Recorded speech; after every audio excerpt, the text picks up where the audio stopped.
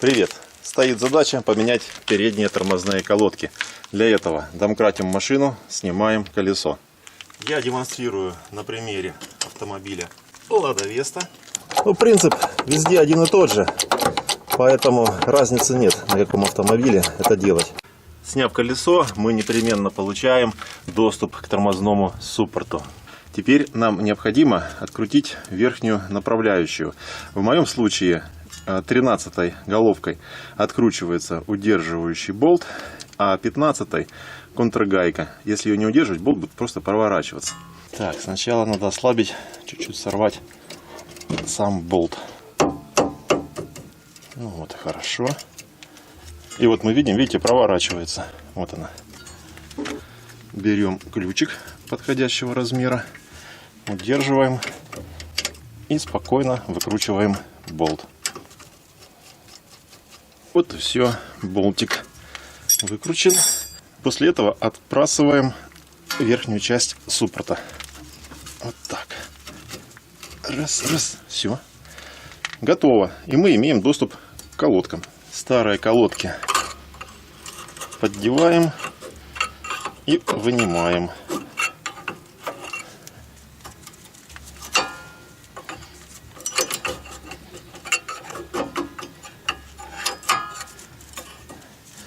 Все, готово. Износ конкретный уже, как видим. Теперь интересный момент. Нам необходимо вдавить поршень цилиндра, который надавливает на колодки. Но перед этим лезем под капот и снимаем крышку расширительного бачка тормозной системы. С левой стороны я уже поменял колодки. Видите, какой уровень? Все дело в том, что когда мы вдавливаем поршень, тормозная жидкость начинает прибывать обратно в систему и выдавливаться. Есть опасность, что она перельется через край. Ну, а мы знаем, что она очень агрессивна к металлу, к лакокраске и ко всему остальному. Поэтому внимательно наблюдайте этот момент. Немногие его знают, а многие просто игнорируют. Возьмите шприц, уберите немножко лишней жидкости, а потом вдавливайте поршень. И да, шприц однозначно будет одноразовым, потому что резинку разъест просто на ура. Все, лишнее сбрызгиваем куда-нибудь. Теперь нам необходимо вдавить поршень назад. Для этого мы вот так вот слегка прикрываем верхнюю часть суппорта, засовываем какой-нибудь предмет, подойдет даже отвертка, и начинаем его туда прожимать. Очень неудобно поставить камеру. Давайте покажу здесь. Значит, мы что-то просовываем и начинаем давить. Видите, он даже сейчас начинает уже заходить потихоньку, но удобнее с упором в сам диск. Заметьте сейчас его положение и положение после того, как я его вдавил.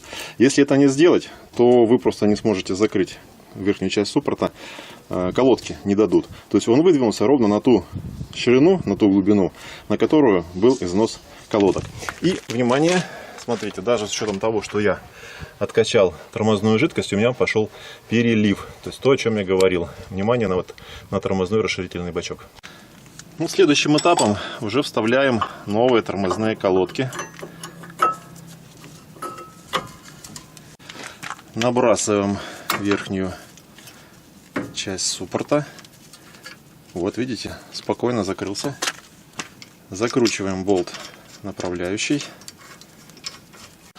Если вы заметили несвободный, затрудненный ход направляющих, приобретите и используйте вот такую смазку для суппортов. Она разная бывает. Это высокотемпературные смазки, не используйте другие, используйте только вот специально для суппортов. Смажьте, и проблем с заклиниванием не будет. Ну, теперь возвращаем колесо на место. Теперь, видите, провалился. Несколько нажатий. Нужно прокачать систему. Во! Все, вот теперь как в каменную уперся. После этого заводим двигатель, но не спешим ехать. Аккуратненько пробуем притормаживать. Убеждаемся в том, что тормоза работают нормально. Им, может быть, чуть-чуть потребуется там прикататься, скажем так. Пусть будет такой термин. Все, после этого эксплуатируем автомобиль в обычном режиме. Ну а в комментариях напишите, получилось ли с помощью моего видео самому поменять колодки на своем автомобиле и с какими трудностями вы столкнулись. Все, всем успехов!